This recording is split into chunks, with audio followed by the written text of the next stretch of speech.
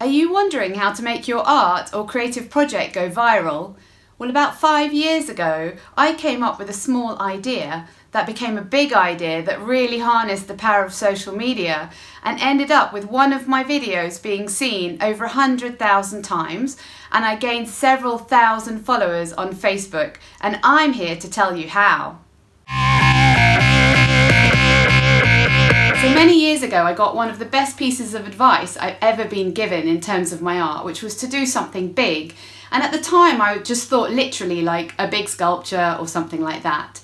And then when I did this art challenge that led my work to go viral, that's when I realised what they really meant by big. See, the key with posts on Facebook and on social media is that it should be share-worthy, not just a beautiful picture or something like that, but something with wow factor, something interesting and authentic. And then this is the key, and this is what really helped me, is something personal and relatable. If someone is watching your work and they think, oh, I get that relates to me, they are much more likely to share it with their friends. Think about all the articles or the memes, the little messages about personal life, like relationships. If you can relate to that, you're much more likely to share it. And the same goes with art or craft. So the way I began is, my first idea was, I want to set up a big personal challenge. So I came up with the idea of I create 100. I was going to felt 100 eyes in 100 days. Which to me, at the time, I thought 100 is a nice round number. I didn't realise that was over 3 months of felting every single day consistently, and how long that was. It was really hard work, I have to tell you. 100 days consistently producing something every single day was not easy. And the way I began is I put a post on Facebook and I said, show me your eyes. So this was the first key in really using social media, because I had hundreds of people sending me pictures of their eyes, an awful lot of blue-eyed babies, but I had animal eyes, human eyes. Everyone wanted to be involved all around the world. And then the next thing I did is I thought, well, I'll open this art challenge out to the whole world. And I got 40 artists involved, all different media. So they were using pencil, paint, felting, all sorts of different things.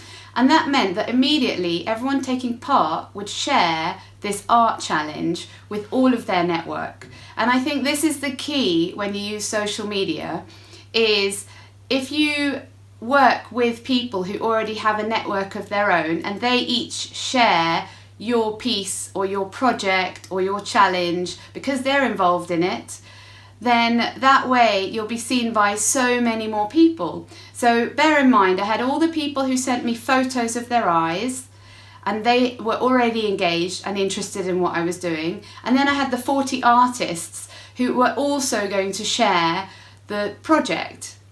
So I began, and then what really helped, the next thing I did is I created a time-lapse video of every single eye that I felted.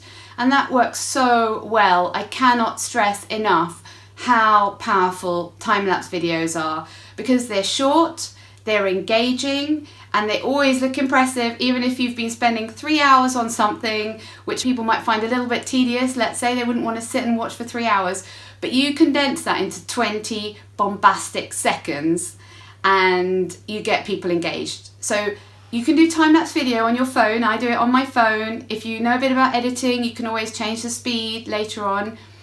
I wouldn't worry too much about sound and music. Most people watch silently, but if you want to, you can. So I created time-lapse videos of nearly every single eye.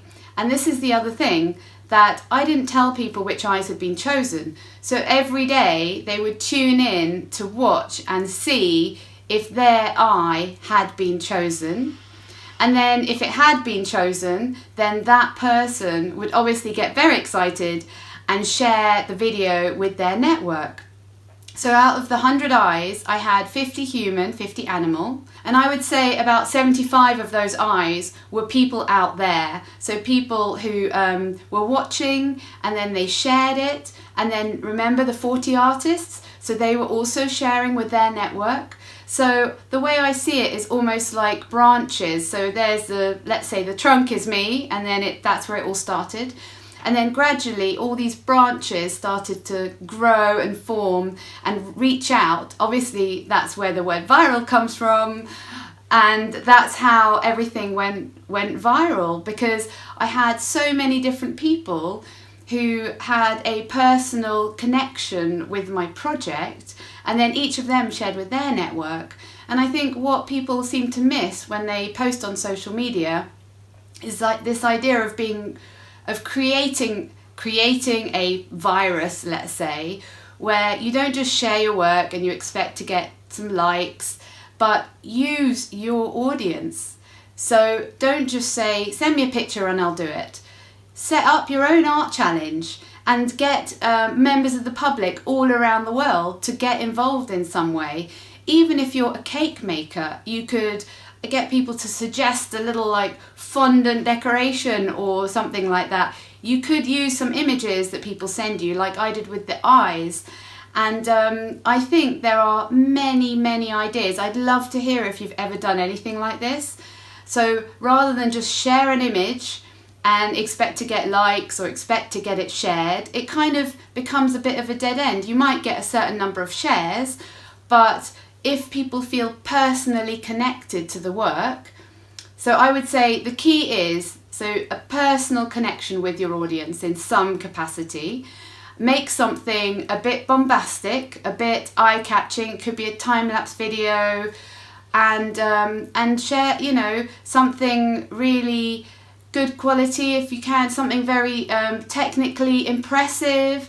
But even that is not essential. I would say the biggest factor is the personal connection, that if people can relate to it, then you will get shared. And that's what happened with me. So I did the 100 eyes. I kind of got known as the eye lady after a while, but I'm fine with that. But through that, my reputation just went from barely known to being known all around the world as the eye lady, very recognisable. And then the time-lapse videos were short and snappy. Some of them were just 20 seconds, which is totally watchable and immediately eye-catching. Don't bother with a slow, like, I'm doing an art challenge. Would you like to see it? But just get straight in there and do your impressive little art or your baking or something like that. And then if you can make it personal to the audience in some way, then you're well on your way to having a post go viral. Good luck to you, and keep subscribing for more advice.